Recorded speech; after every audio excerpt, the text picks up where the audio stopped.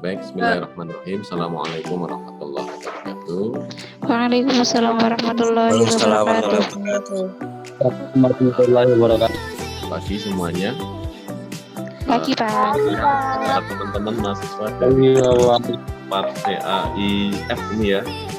Gimana? Iya, Pak. Ya semua. Alhamdulillah. Ngantuk apa enggak? Ini jam-jamnya ngantuk kayaknya. Jam segini. Pak, kan sangat. Oke ya. Mudah-mudahan tetap mengikuti dengan baik lah ya. Sampingan kantor sedikit juga nggak apa-apa. Oke, mudah-mudahan semua dalam keadaan sehat ya. Alhamdulillah hari ini kita masuk perkuliahan minggu yang ke-7 ya kalau nggak salah ya. 7 nih. Coba saya hitung dulu ya. 1, 2, 3, 4, 5, 6. Ya, betul minggu ke-7 ya. Sudah setengah semester ya kita lalui. Mudah-mudahan semuanya dalam keadaan sehat ya. Biasanya kalau sudah mulai masuk tengah semester itu mulai muncul rasa bosan gitu ya. Kemudian semangatnya sudah mulai menurun. Alhamdulillah hari ini kita juga sudah masuk di hari ke-7 ya di bulan Ramadan 1442 Hijriah. Mudah-mudahan amal ibadah puasa kita dan amal-amal ibadah yang lain mendapatkan pahala yang besar dari Allah Subhanahu wa taala. Amin. Salawat dan salam semoga senantiasa tercurah pada junjungan kita Nabi besar Muhammad Shallallahu Alaihi Wasallam, segenap keluarga beliau, para sahabat, para pengikutnya. Mudah-mudahan kita senantiasa mendapatkan syafaat dari Rasulullah di yaumil qiyamah. Oke, mari kita awali untuk kuliah minggu ke-7 ini dengan bersama-sama membaca bacaan basmalah. Bismillahirrahmanirrahim. Oke, sebelum saya masuk ke materi minggu ke-7 ya, nanti akan dibahas tentang materi sudah mulai inferensial ya, tentang korelasi dan regresi. Jadi salah satu parameter statistik yang digunakan untuk mencari korelasi ya atau hubungan antara dua variabel yang memiliki hubungan. Nanti kemudian minggu ke-8 ya, besok atau minggu depan kita akan lanjutkan ke analisis regresi. Nah, regresi itu ada dua, nanti ada regresi regresi linear sederhana ya. Kalau regresi sebenarnya banyak, ada regresi linear, ada regresi logistik ya. Kemudian ada regresi polinomial ya. Tapi untuk yang sederhana ya, untuk yang dasar itu biasanya pakainya adalah regresi linear. Nah, regresi linear sendiri dibagi jadi dua, ada regresi linear sederhana ya, dan ada regresi linear logistik. Assalamualaikum.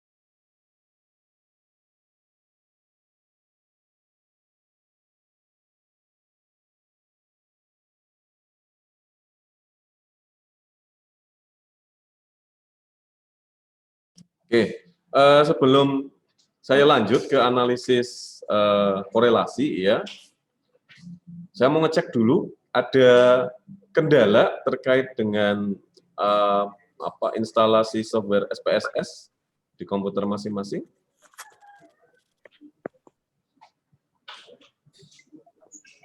Ada masalah barangkali? Sudah mendownload dan sudah menginstal? Sudah, Pak. Sudah bisa dipakai? Sudah, Pak. Ya, Sudah. bisa nggih? Bisa didownload ya berarti ya dari ikhlas itu nggih? Bisa, Pak. Bisa ya. Ada kesulitan atau ada kendala dalam penggunaan softwarenya? Untuk kemarin latihan-latihan menghitung min, modus, median, kemudian ada standar deviasi, variansi, kemudian membuat grafik. Kemarin ada kendala pakai SPSS. Kalau pakai Excel kan sudah ada biasanya ya di komputer ya, jadi saya tidak tanya.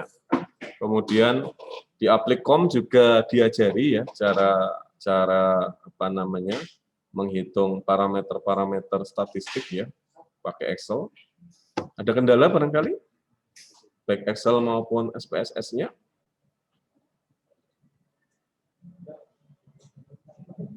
Nggak ada nggih? Kalau diem berarti nggak ada.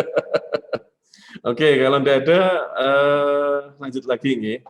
Jadi kemarin kita sudah bersama-sama belajar simulasi tutorial menganalisis ngentri dulu ya, ngentri data kuantitatif dan data kualitatif ke alat bantu atau tool statistik ya, pakai Excel, pakai SPSS. Kemudian kita juga sudah menghitung parameter-parameter ukuran pemusatan, ada min, modus, median, desil, kuartil, ya, persentil, kemudian ada variansi, jangkauan, standar deviasi, standar error, dan sebagainya. Kemudian kita juga sudah berusaha latihan untuk ngeplot grafik, baik pakai Excel maupun pakai SPSS. Nah, analisis selanjutnya adalah sekarang adalah analisis bivariat. Ya, analisis bivariat, B itu 2, ya, variat itu variabel. Nah, ini grade-nya sudah naik lagi tingkatannya ya, analisis bivariat. Biasanya nanti orang menyebutnya dengan analisis korelasi.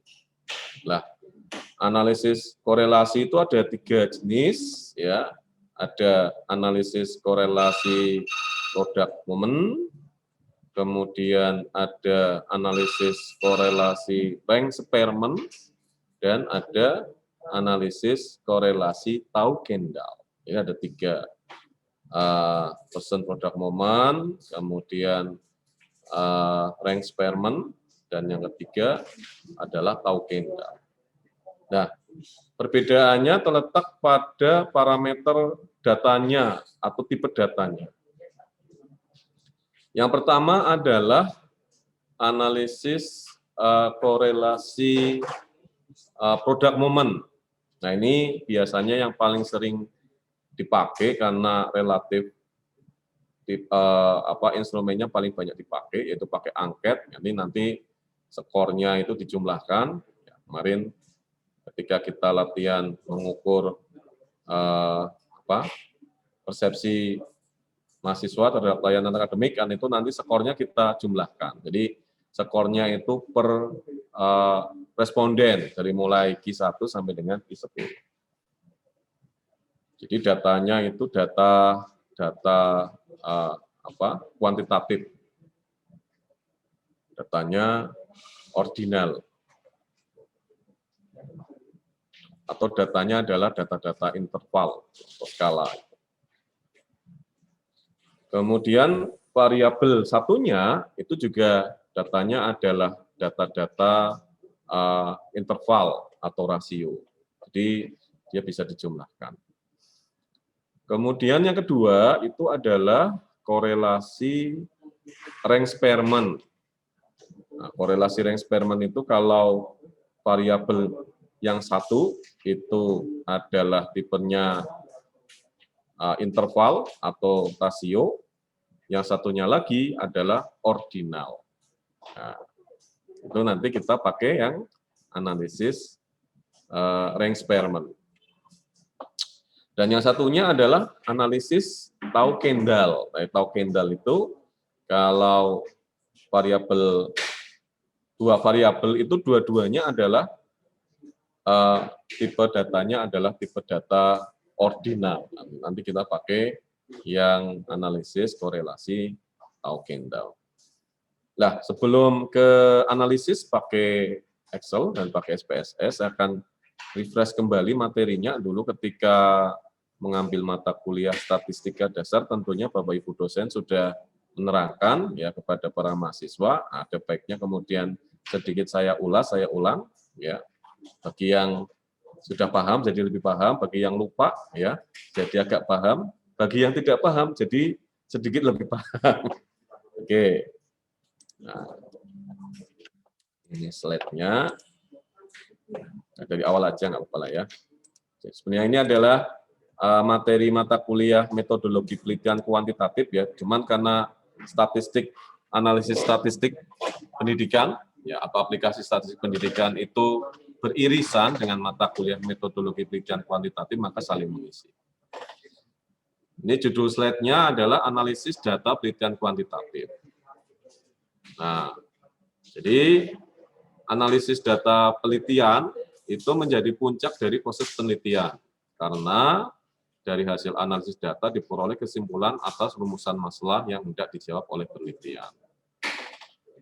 Dengan demikian, maka hasil dari analisis data itu menjadi alat justifikasi untuk menjawab rumusan masalah. Jadi, ketika nanti teman-teman ya mahasiswa itu punya proyek penelitian tugas akhir atau skripsi, nanti semester 7 biasanya sudah mulai pengajuan proposal, kemudian nanti ada semprot juga di semester 7, kemudian nanti mulai penelitian. Nah, penelitian itu kisarannya ada di semester 7, semester 8. Kemudian nanti diakhiri dengan sidang munakosyah atau sidang skripsi.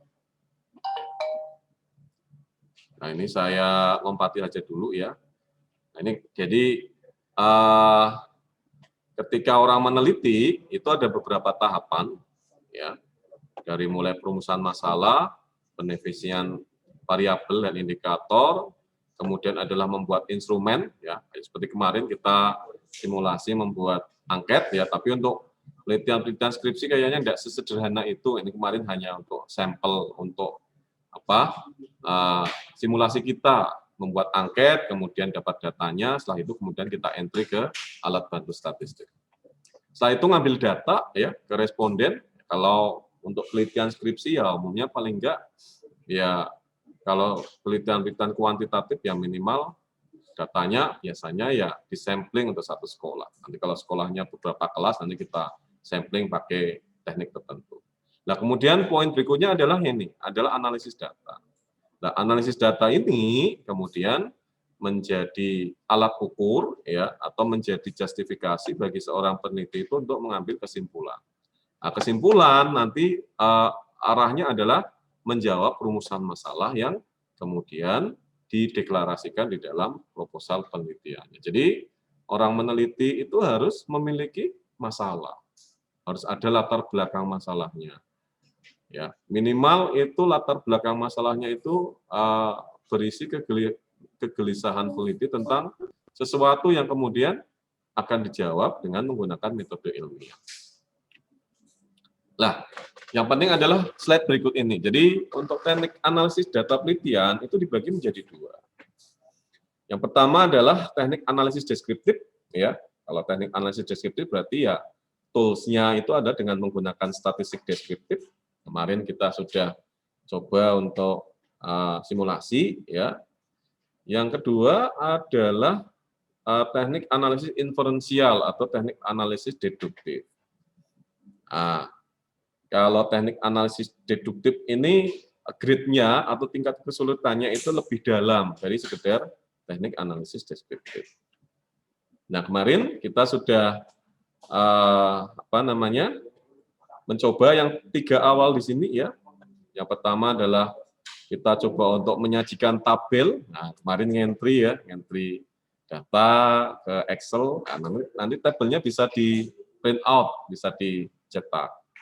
Kemudian juga kita coba kemarin pakai Excel juga, pakai SPSS untuk plotting grafik.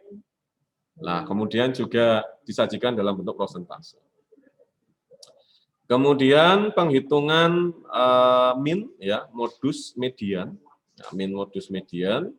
Kemudian penghitungan sebaran pakai variansi standar deviasi. Lah, kemudian masih agak tinggi lagi ini ya di atas deskriptif ya. Atau ada orang yang mengatakan ini masih bagian dari statistik deskriptif, yaitu analisis regresi dan analisis korelasi. Nah, yang analisis inferensial nanti ini kita bahas juga ya. Nanti mungkin pertemuan minggu ya katakanlah misalkan ini 2 pertemuan untuk korelasi, 2 pertemuan regresi, berarti 7, 8, 9, 10. Cuma 11 nanti lah. Okay. Nah, nanti ada yang model untuk analisis inferensial. Ya, ada uji hipotesis T, ada uji F, ada uji C-square, kemudian ada analisis variansi, ya, ANOVA, sampai kepada analisis multivariabel. Nah, ini kemarin ya contoh hasil analisis deskriptif. Nah, ini ada contoh lagi, misalkan kemarin kita ngeplot nilai ya, nilai mata pelajaran ada 4, nilai mata pelajaran matematika, IPA, IPS, bahasa Indonesia. Kemudian kita sajikan dalam bentuk tabel ya. Kemudian kita sajikan juga dalam bentuk grafik. Umumnya grafiknya grafik batang, sumbu X-nya itu adalah sumbu horizontal, itu biasanya plotting nama-nama siswa. Kemudian sumbu Y-nya ini adalah sumbu vertikal, biasanya digunakan untuk plotting nilai. Nah, oke, sekarang kita lihat apa itu analisis korelasi.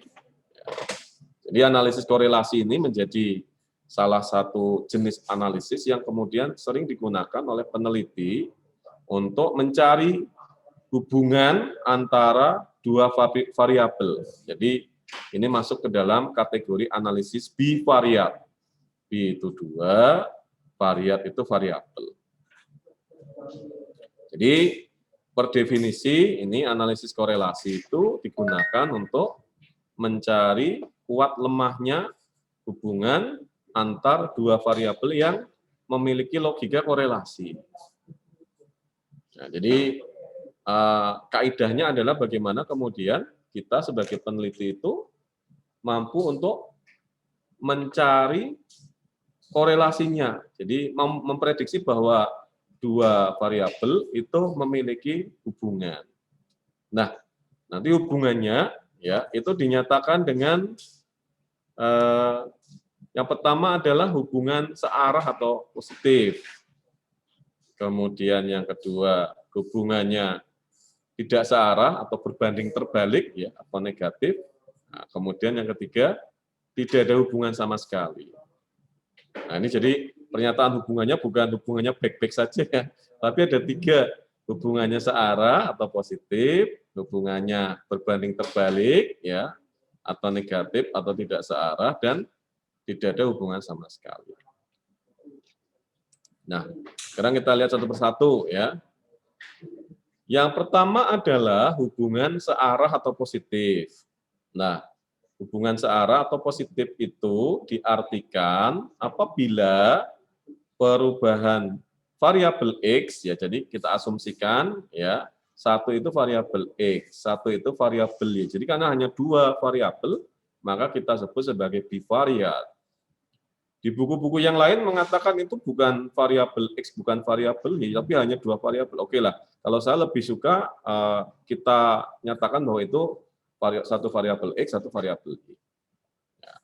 Meskipun nanti kita tidak ngeplot persamaan linearnya. Ya, jadi diasumsikan bahwa 1 itu dianggap variabel bebas, 1 dianggap variabel terikat. Variabel bebas itu biasanya dinyatakan dengan aksis X ya atau sumbu horizontal. Sementara variabel terikat itu dinyatakan dengan aksis atau sumbu Y atau sumbu vertikal. Nah, jadi antara variabel bebas dengan variabel terikat ya, independen ini memiliki hubungan yang searah. Artinya kalau variabel X-nya naik ya, kecenderungannya variabelnya juga ikut naik, variabel Y-nya ikut naik.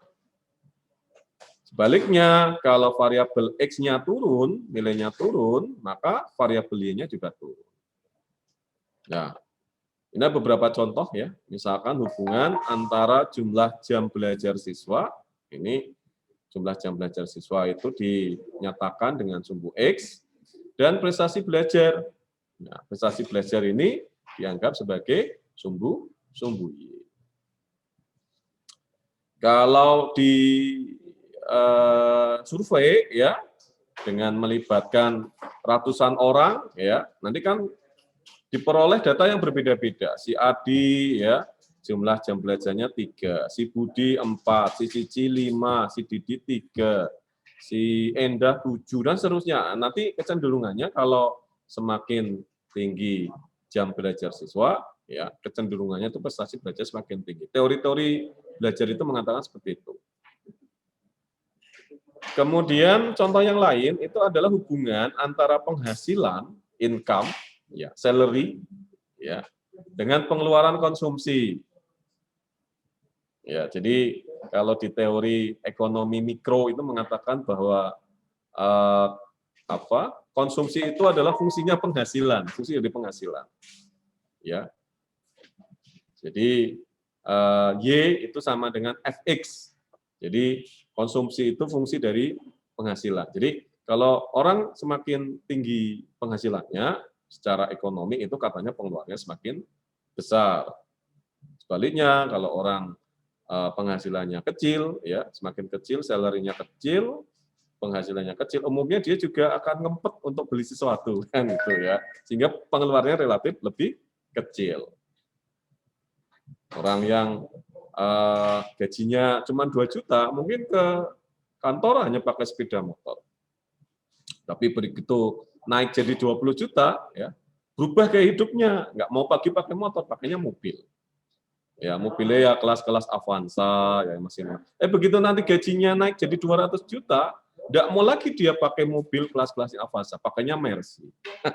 Gitu, ya.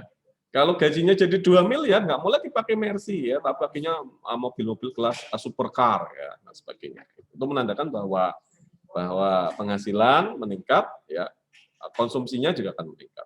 Jadi hubungannya ini adalah hubungan linier atau hubungan searah atau positif. Kemudian yang kedua itu hubungan tidak searah atau berbanding terbalik atau hubungan negatif. Jadi dua variabel ya itu dikatakan mempunyai hubungan yang bersifat berbanding terbalik atau berkebalikan apabila variabel X-nya naik, variabel Y-nya itu turun. Variabel bebasnya naik, tapi menyebabkan variabel terikatnya itu turun. Ya, atau dengan kata lain, apabila variabel X-nya bertambah, maka variabel Y-nya berkurang, dan sebaliknya. Nah, ini contohnya adalah antara jumlah jam bolos ya dengan prestasi belajar. Anak-anak yang jam bolosnya itu sedikit, relatif prestasi belajarnya tinggi. Ya, itu kata teori seperti itu. Sebaliknya, kalau siswa-siswa yang jam bolosnya banyak, itu cenderung nggak niat sekolah, maka prestasinya akan turun. Gitu. Kemudian yang kedua adalah hubungan antara harga barang dengan penawaran atau penawaran dengan harga barang. Ini mengikuti hukum bersama istilahnya apa di ekonomi itu ya. Ada demand and supply ya, hukum penawaran dan permintaan. Ya, jadi kalau penawarannya banyak, maka harganya akan turun. Misalkan sekarang lagi panen raya, panen beras, semua daerah itu kelebihan jumlah beras di pasaran, maka kecenderungannya nanti harga beras di pasar itu akan turun. Kebalikannya, kalau kemudian musim paceklik, maka penawarannya, ya, supply-nya itu akan turun, penawarannya turun.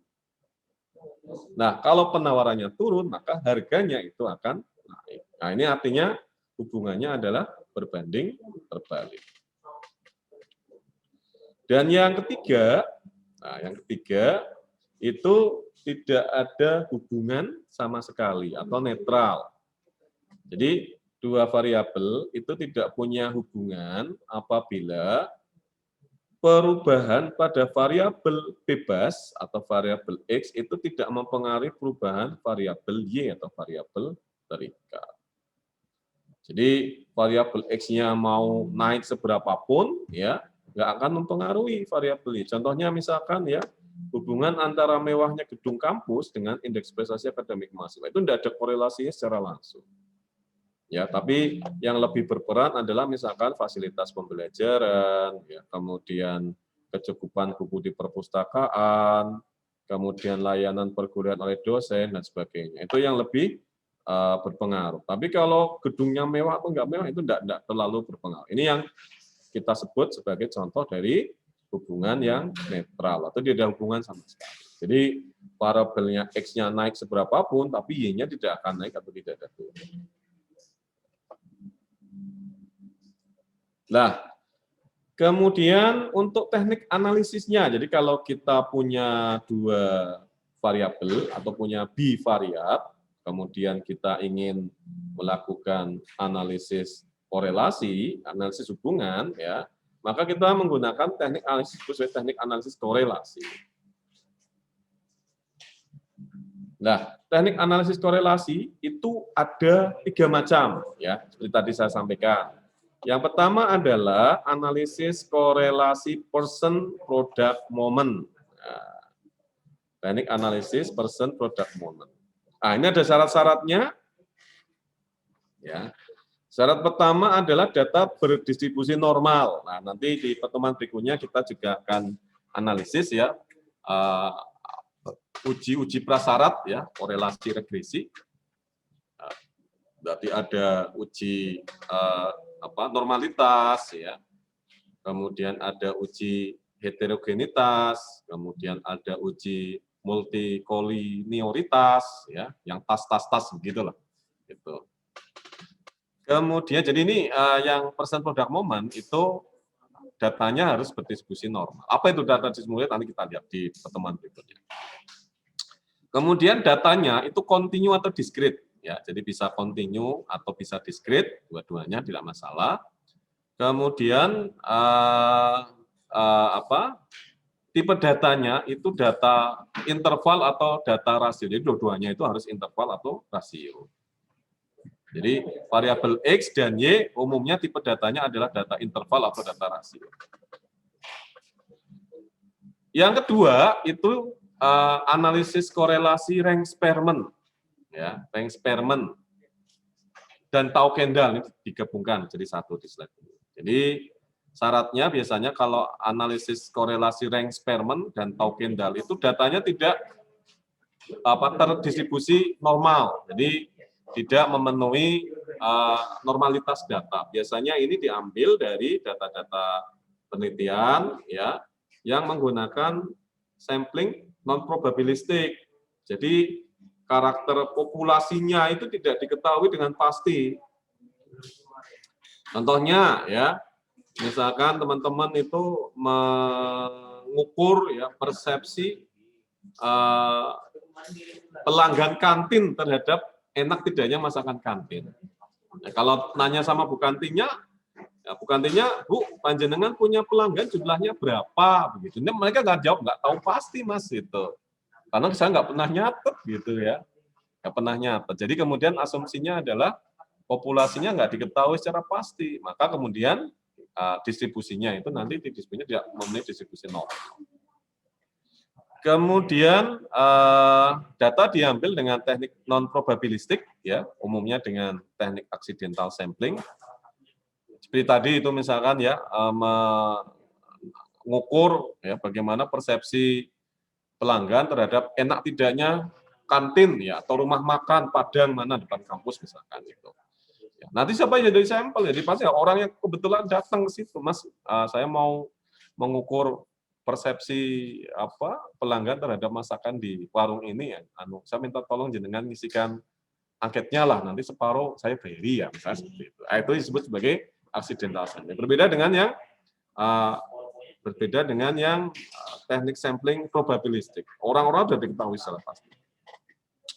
Kemudian untuk tipe datanya, ya, variabel X dan Y salah satu atau dua-duanya menggunakan tipe data ordinal. Nah, tipe data ordinal. Jika variabel X dan Y itu dua-duanya menggunakan tipe data ordinal, maka digunakan korelasi Range-Spearman. Ya. Jadi kalau variabel X dan Y dua-duanya menggunakan ordinal, maka digunakan korelasi Range-Spearman. Apa itu ordinal? Silakan kemarin di perkuliahan kedua atau ketiga ini dibuka lagi video rekaman.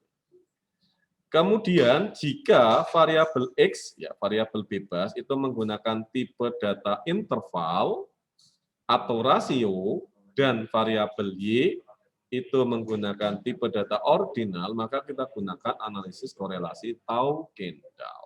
Nah, gitu kira-kira. Jadi ada 3 macam, percent product moment, kemudian Tau-Kendall, ya. Begitu juga satunya adalah Range-Spearman. Nah, kalau di Excel nggak ada fasilitasnya, tapi kalau di SPSS nanti ada fasilitasnya. Kita mau ngeklik yang mana, gitu, yang Tau-Kendall, yang percent product moment, atau yang Range-Spearman. Ya, nggak boleh salah kamar, kalau salah kamar hasilnya bias. Lah, kalau menggunakan analisis manual, ya, rumus dari korelasi percent product moment, ya, itu menggunakan rumus korelasi sebagai berikut. RXY itu adalah besarnya korelasi, ya, percent product moment. Ini sama dengan N sigma XY dikurangi sigma X dikalikan sigma Y dibagi dengan akar, ya, N sigma X kuadrat dikurangi sigma X dikuadratkan dikalikan dengan N sigma Y kuadrat dikurangi dengan sigma Y di kuadrat. Ini kalau kita mau menghitung dengan alat bantu kertas, pensil, dan kalkulator. Jadi alat bantunya manual. Hasilnya harus sama nanti ketika kita hitung dengan menggunakan perangkat lunak. Jadi nanti nilai RXY itu kisarannya itu antara -1 ya sampai dengan 1. Kalau hasil korelasi kok kurang dari -1, lebih dari 1 sudah dipastikan berarti salah. Nah, kalau ngitung manual itu bisa jadi nilainya lebih dari 1 kurang dari 1. Tapi kalau ngitung pakai software dipastikan tidak akan ada nilai kurang dari 1, lebih dari 1. Minimum -1, maksimal 1.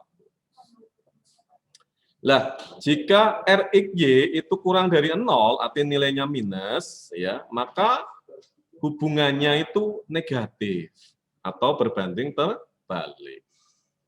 Jika RXY itu sekitar 0, ya, ini kurang sekitar 0 ya, 0,0001, 0,05, minus 0,05, ini artinya tidak ada hubungan, netral. Kalau nilai RXY itu lebih dari 0, maka hubungannya positif atau hubungannya searah atau berbanding lurus. Lah, kemudian ya ini ada klasifikasinya ya untuk nilai RXY.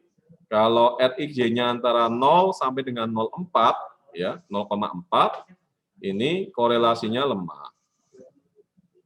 Kalau antara 0,4 sampai dengan 0,6 itu korelasinya sedang. Kalau antara 0,6 sampai 0,8 korelasinya kuat ya. 0,8 sampai dengan 1 korelasinya atau hubungannya sangat kuat. Nah, ini untuk klasifikasi. Nah, nanti kita hitung, kita simulasikan pakai Excel ya, pakai SPSS ya, nanti korelasinya sampai dengan seberapa.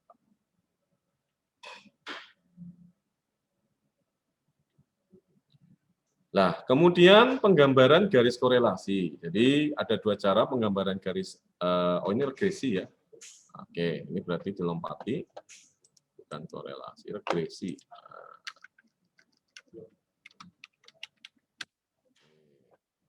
Regresi. Nah, ini nanti kurang lebih kira-kira seperti ini ya.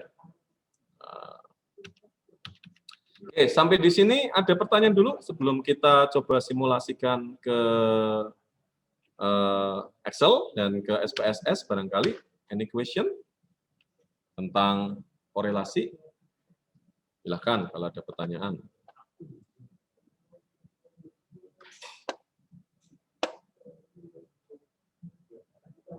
Silahkan kalau ada pertanyaan, bisa dipahami atau enggak kira-kira?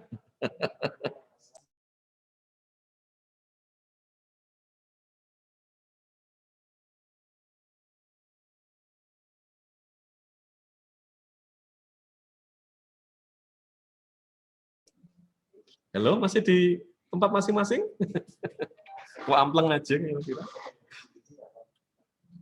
Belum ada, Pak. Ada pertanyaan? Ya, Pak. Belum? Belum. Paham apa enggak kira-kira?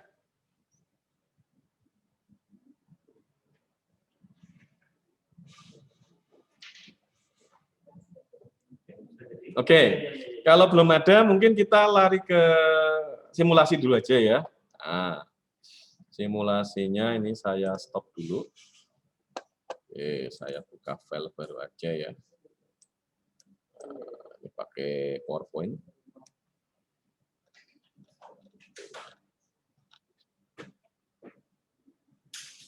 Oke, tak buka dulu PowerPoint-nya.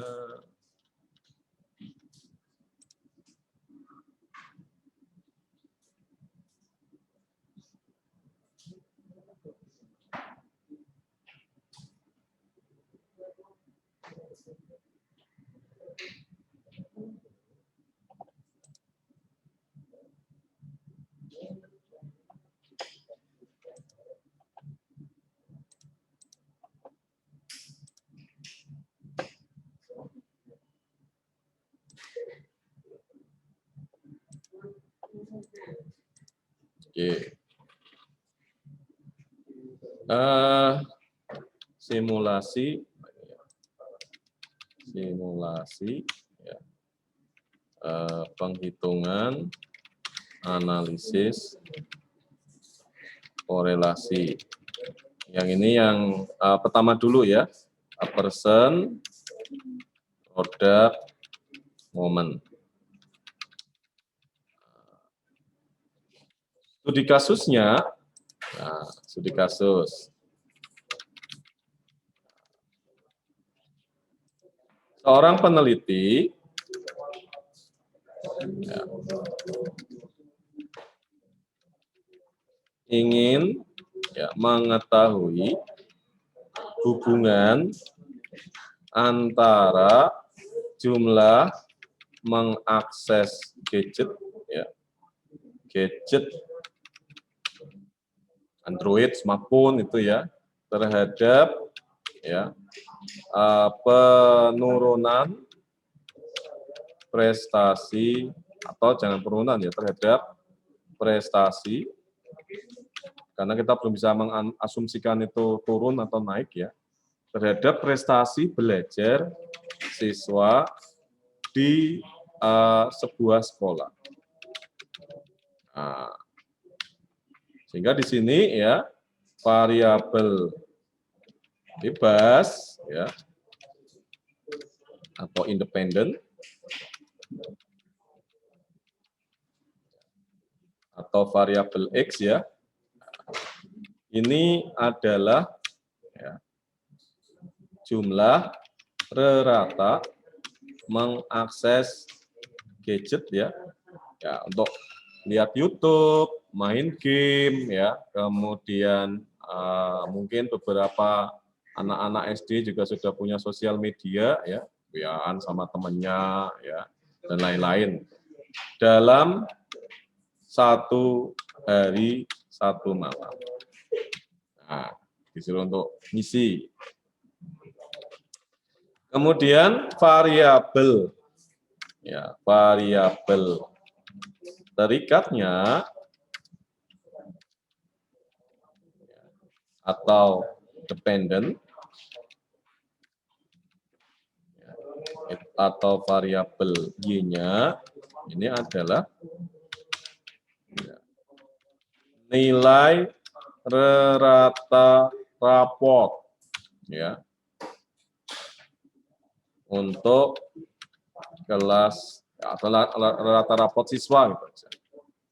Nah, kemudian di sini disurvei dengan melibatkan katakanlah 40 atau 50 boleh lah ya. 50 siswa sebagai responden.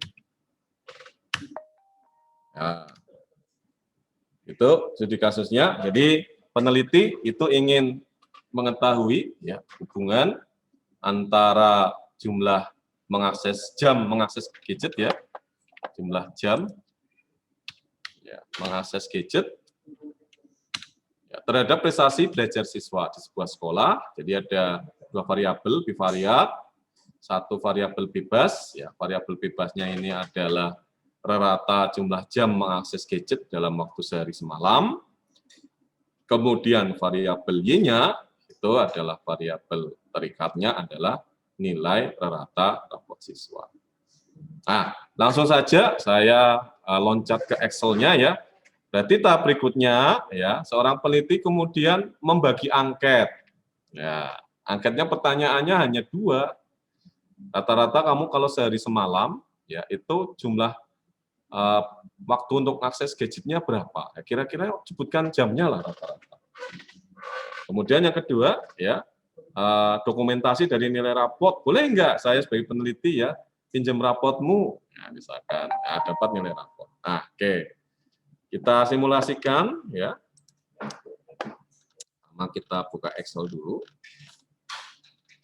Excel, Microsoft Excel.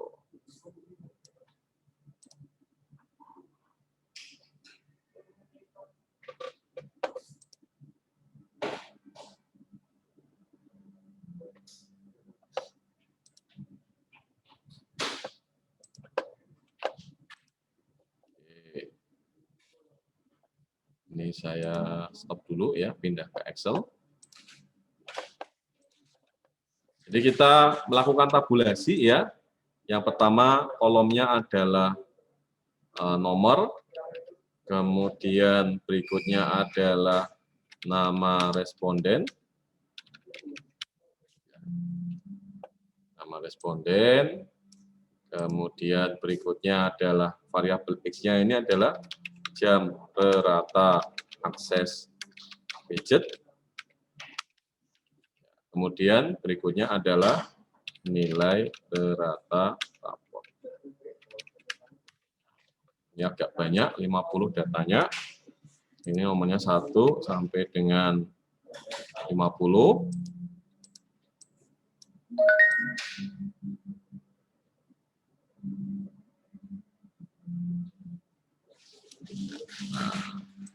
Kita isi aja ya.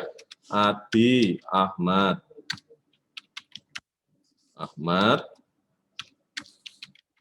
Budi, Bowo, Cici, Chandra, kemudian Dedi, Doni, Eka, Enda, Farah, Farhan, Giri, Bogon, Indra, Heru, Ika, Isti, Joko, Jin, Koko, Kiki, Lani, Lina, Malam, Melinda, Melisa, Nana, Nita, MNO, Oka, Oki, NOP, PPPP, apa P itu? Permata, Permadi, Ki, Ori, Onita.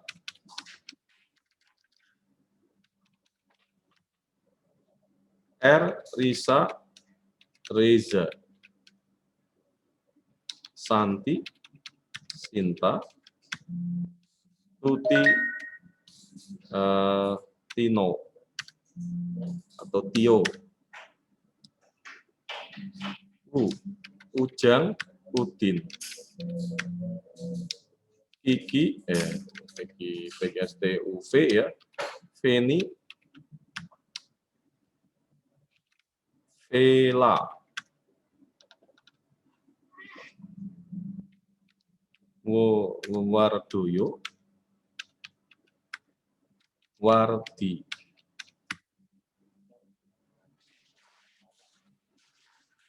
XRSTUVWX ya. Sinta, Sanana. Zainal, Zaki. Nah, 50.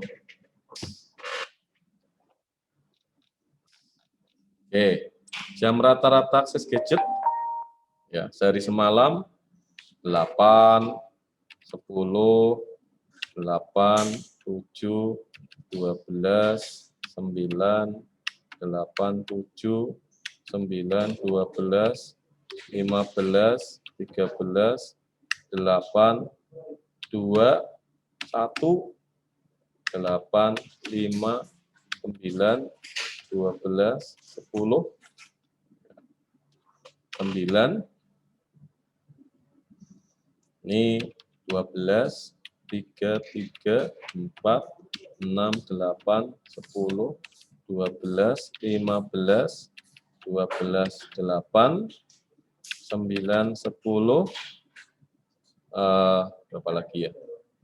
12, 8, 9, 10, 8, 10, 12, 8, 10, 6, 4, 4, 3, 5, 4,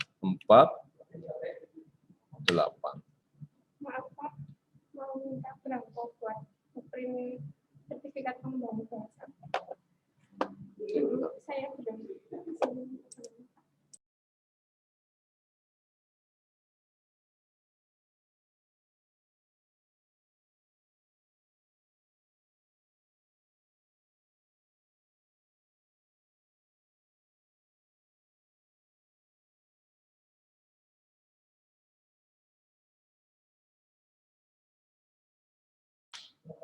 Oke.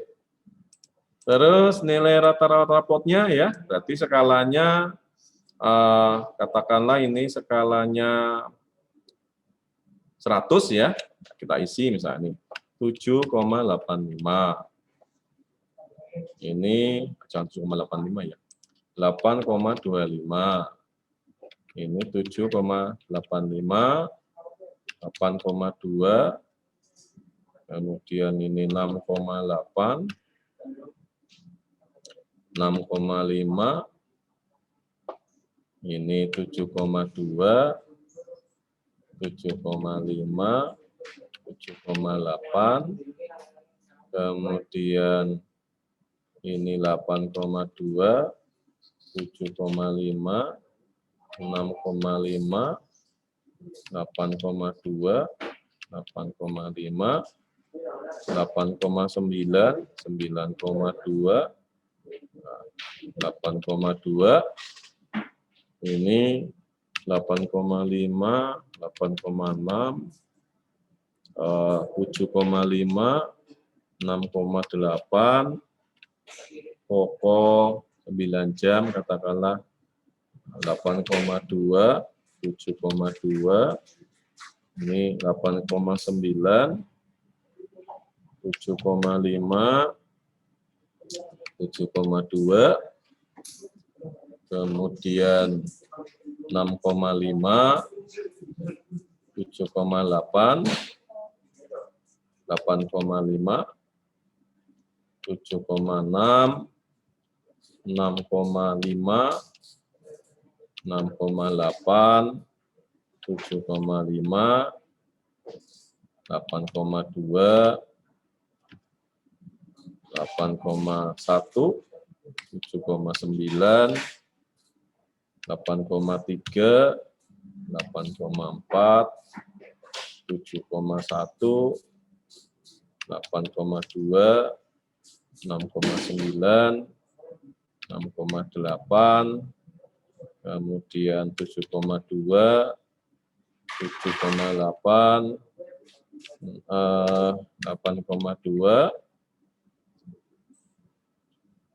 8,9, 8,6, 8,7, 7,9, 8,9, 7,6. Nah, ini kita dapat data 2 ya, berarti bivariat ya. Oke, ini kita sebut sebagai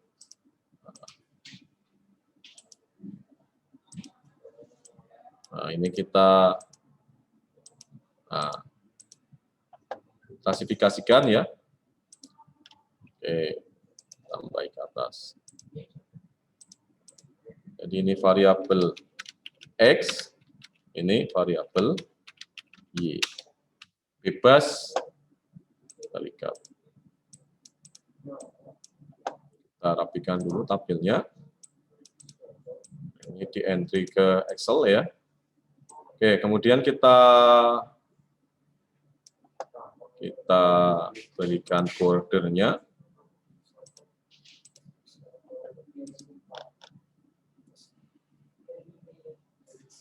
Center semuanya ya. Kita senterkan.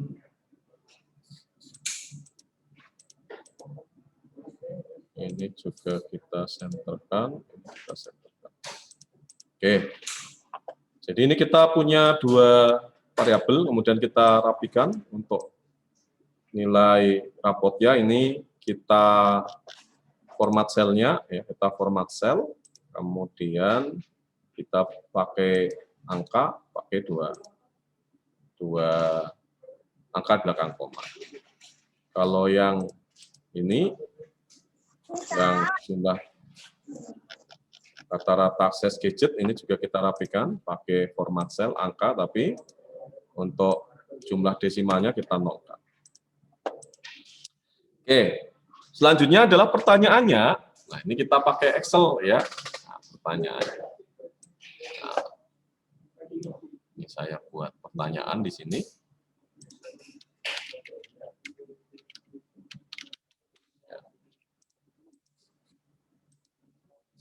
Pertama, ya, hitung ya, nilai korelasi person product moment.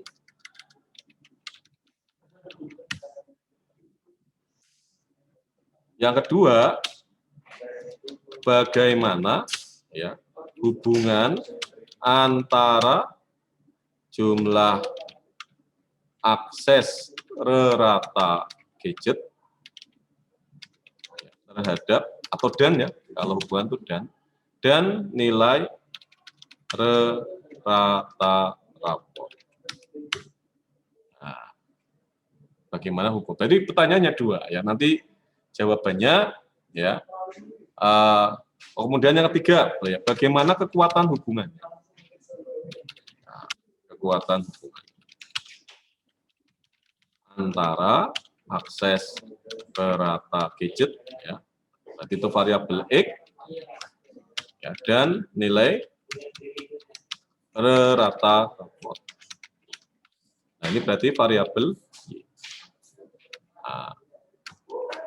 Nah, ini yang kemudian akan coba kita analisis menggunakan Excel. Jadi Excel itu juga menyediakan fasilitas untuk menghitung korelasi.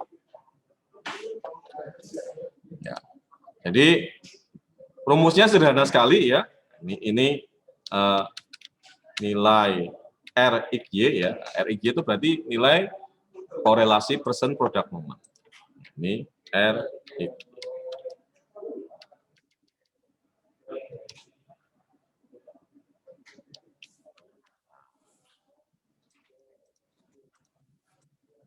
Coba nanti kita hitung pakai SPSS juga ya. Nah, coba kita hitung. Jadi nilai RXY ini cukup sama dengan, ya, kemudian kita cari person di sini. Nah, person. Nah, ini ya person ya. Oke. Nah, ada dua array ya. Array yang pertama ini adalah array untuk data-data ya yang masuk variabel bebas. Ya, tapi terbalik sih nggak masalah ya, karena ini ada yang mengatakan tidak ada yang masuk variabel bebas dan tidak ada yang masuk variabel terikat. Hanya kekuatan hubungan saja. Jadi yang array pertama ya asumsinya adalah oke yang bebas saja. Berarti kita blok ya. Ini dari mulai Adi ya, jam rata akses gadget dari mulai Adi sampai dengan Saki. Kemudian array kedua itu adalah nilai rata rapot. Nilai rata rapot dari mulai Adi sampai dengan Saki. Kita blok, kemudian oke. Nah, ini dapatnya adalah minus.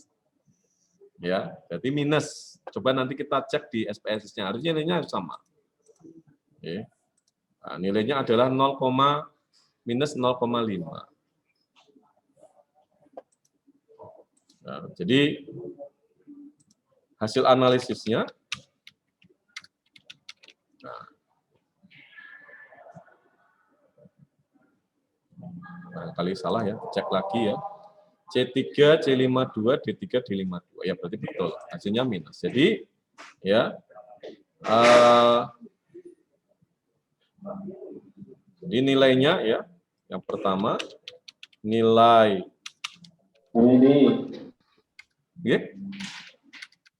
nilai persen product moment adalah sebesar minus ya 0,5881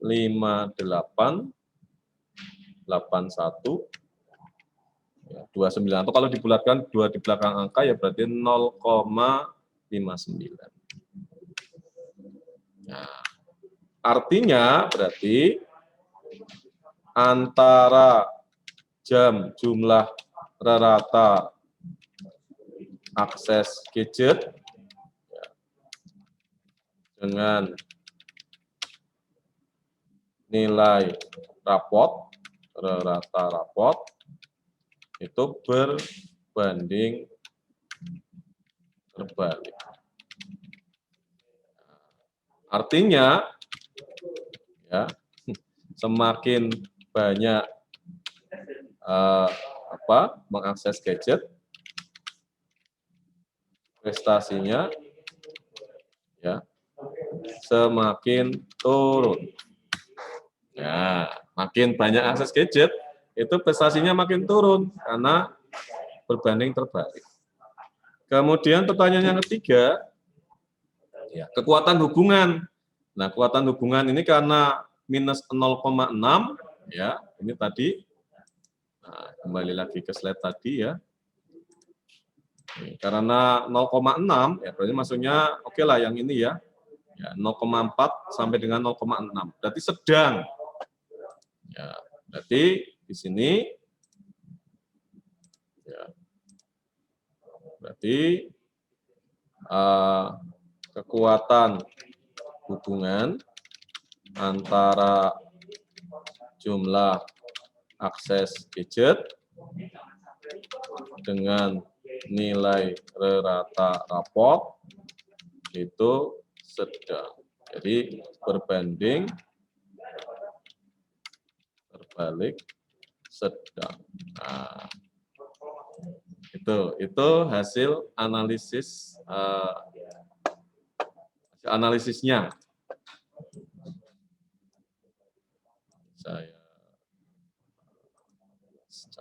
Nah itu, oke.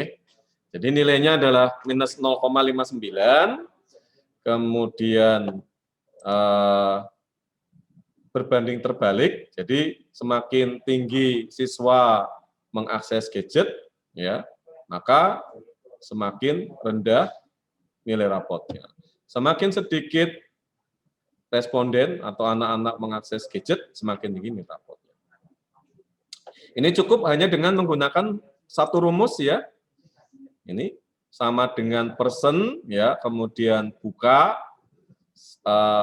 array pertama itu untuk sel atau kolom yang berisi data-data variabel X ya.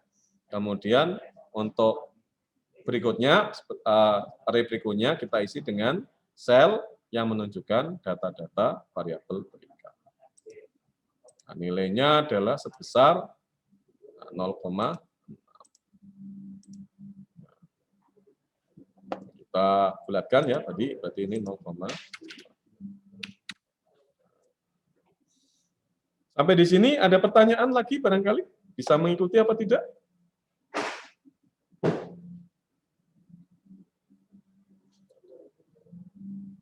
Ada bayangan? Oke, kalau belum ada bayangan, sekarang kita pakai SPSS ya. Nanti hasilnya harus sama, harus ketemu minus 0,6. Ini saya simpan dulu datanya.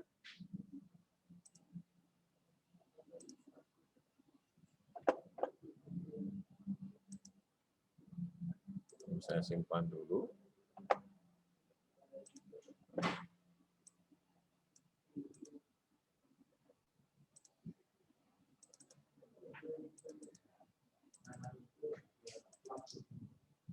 Data korelasi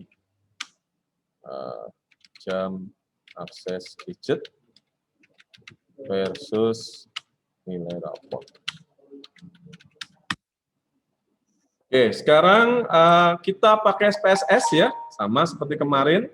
Jadi kita buka dulu SPSS-nya. SPSS.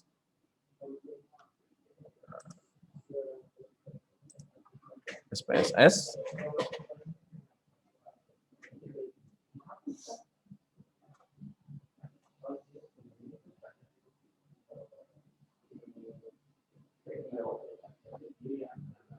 Loading dulu sebentar.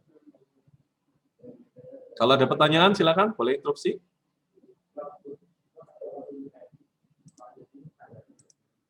Oke, kita buka dulu SPSS-nya. Ini nggih. Nah, sama ya, berarti kalau kita buka SPSS kemarin di pertemuan ketiga itu saya jelaskan simulasinya. Jadi ada dua tab ya, data view dengan variabel view. Pertama kita adalah membuat variabel terlebih dahulu. Tadi variabelnya ada 4 ya. Yang pertama adalah nomor. Ini kalau variabel tidak boleh ada spasinya. Tipe datanya numerik, bitnya 8, desimalnya 0. Ya, kan aja. Labelnya adalah nomor. Kalau ini boleh pakai spasi kalau label nomor urut responden. Nah, ini value-nya kosong karena tipe datanya adalah data interval ya. Kemudian berikutnya adalah nama responden, nama underscore ya, nggak boleh ada spasi. Nah, ini tipenya adalah teks ya, kalau teks di SPSS namanya string. Nah, string, karakternya 8 atau 10 ya boleh lah. Oke, kemudian desimalnya tentunya kosong ya, kita isi labelnya, nama, lengkap, responden. Untuk siswa.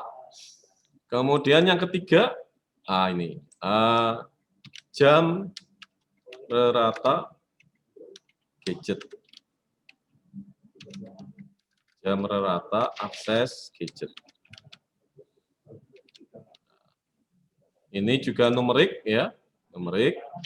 Kemudian bitnya 8, desimalnya 0 ya, karena bulat. Desimalnya 0, ini labelnya jumlah jam rata akses gadget. Kemudian perhatikan di sini ya, ini karena datanya interval kita pakai scale. Kemudian yang keempat itu adalah nilai underscore rata underscore raport. Tipenya numerik, bitnya 8, desimalnya 2. Karena tadi kita menggunakan 2 angka di belakang desimal, labelnya adalah nilai ya, nilai rata rapot. Nah, kalau sudah, ini kita klik sebelah kiri ya, data view-nya. Nah, ini tinggal kita kopas saja dari Excel. Nah, kita copy pastekan aja dari Excel.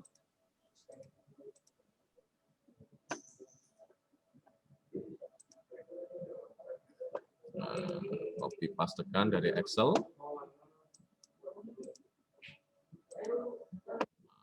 Copy aja ya. Ctrl C. Kemudian kita ke SPSS-nya. Ya. Kita pastekan Ctrl V. Nah, otomatis dia sudah ada data. Oke, selanjutnya kita lakukan analisis bivariat ya untuk menghitung korelasi antara variabel jam rata akses gadget ya dengan variabel nilai rata rapor. Ini kita klik analyze. Jadi tadi tidak ngetik, kalau Excel ngetik ya, person buka kurung array dari variabel jam akses gadget, kemudian koma array dari variabel nilai rapor. Ini kita cukup klik aja analyze, kemudian kita klik bivariat, ya correlate ya, correlate, klik bivariat. Kita masukkan variabel yang mau dianalisis, jumlah jam rata sama nilai rapor. Nah, ini ada 3 kamar nih. Nah, ini nggih. Seperti tadi saya katakan, ada person product moment, ada tau candle, ada range experiment. Karena ini tipe datanya dua-duanya adalah skala ya, scale ya. Kita lihat dulu ini ya. Ini kan dua-duanya scale ya.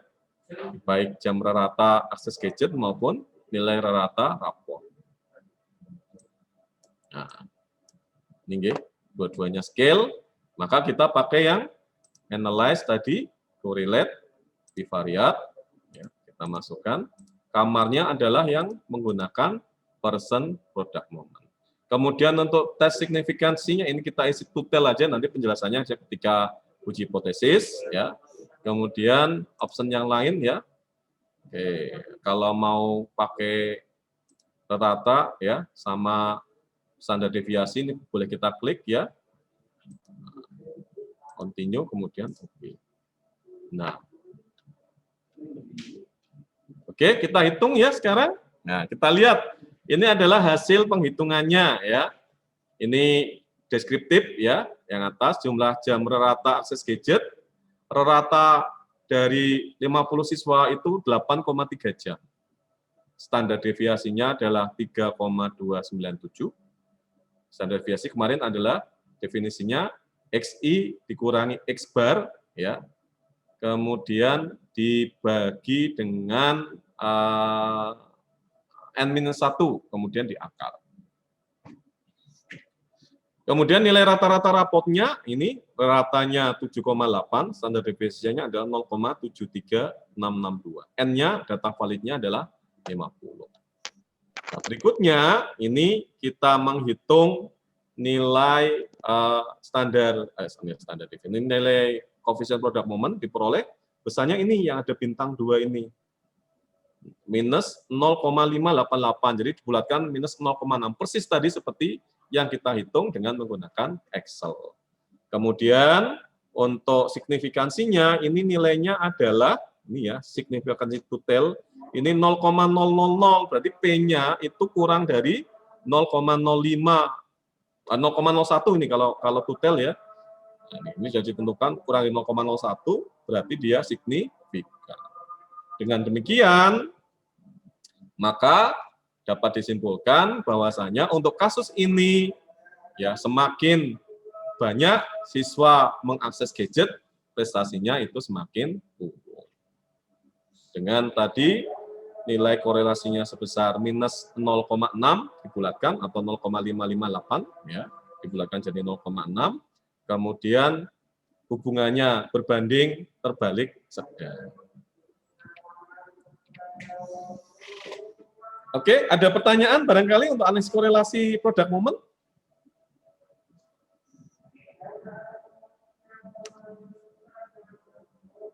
Silakan kalau ada pertanyaan.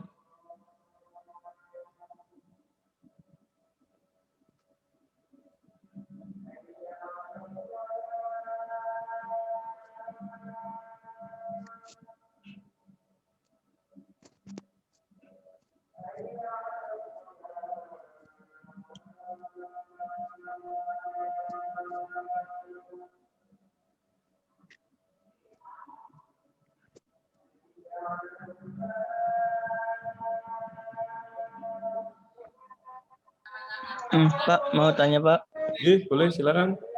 yang itu di apa ya, bagian kolom variabel data view Pak, itu kan nomor dan tipenya, namanya kan nomor responden, terus tipenya itu string. Ya, kenapa itu dibedakan Pak tipenya? Yang mana? Yang SPSS atau yang Excel, Mas? Yang SPSS. Oh. Itu kan tipe 134 itu kan numerik, sedangkan yang responden itu string.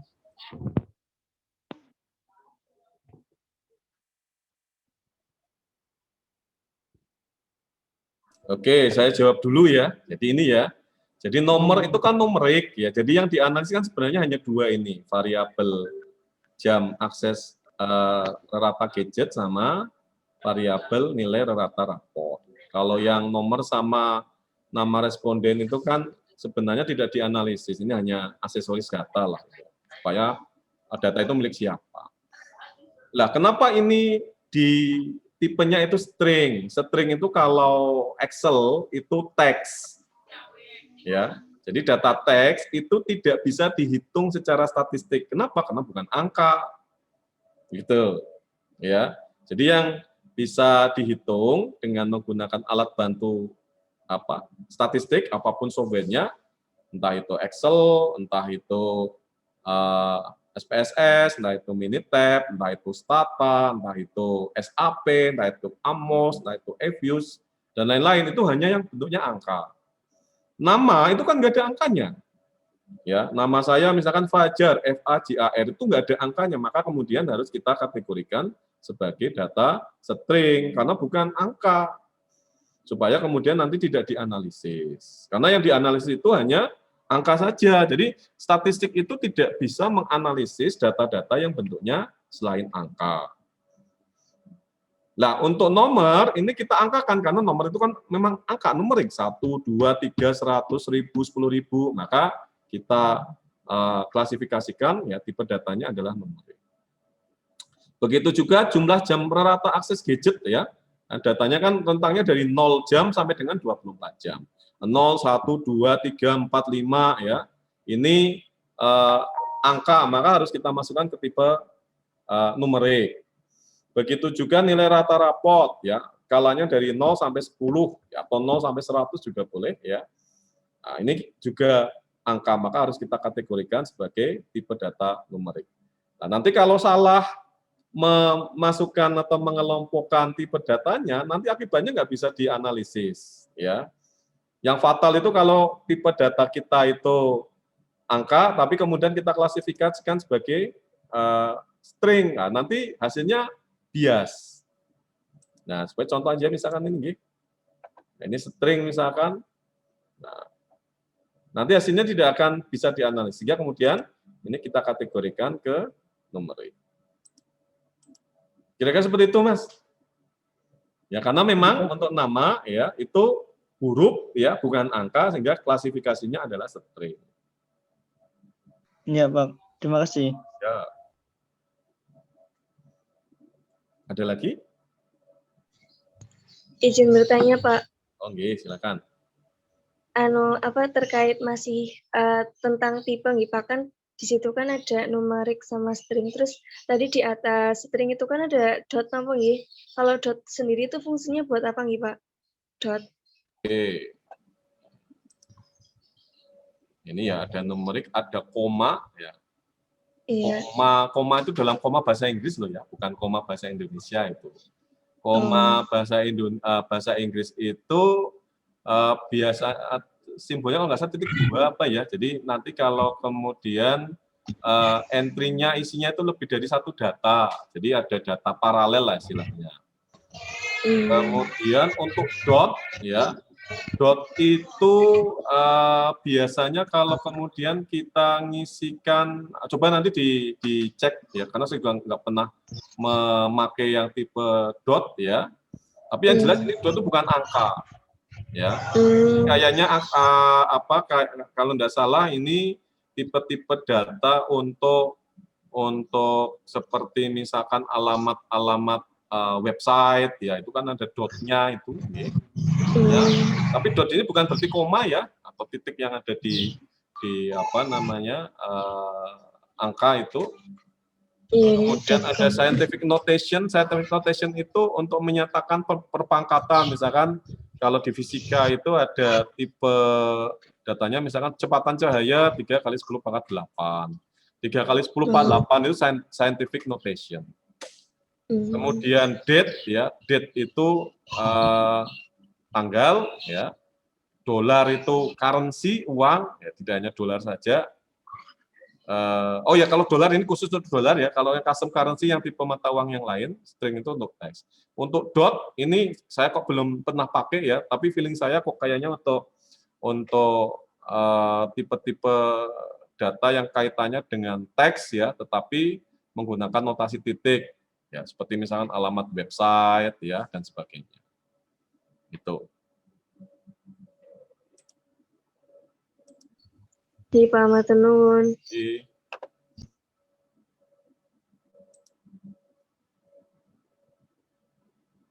Ada lagi barangkali?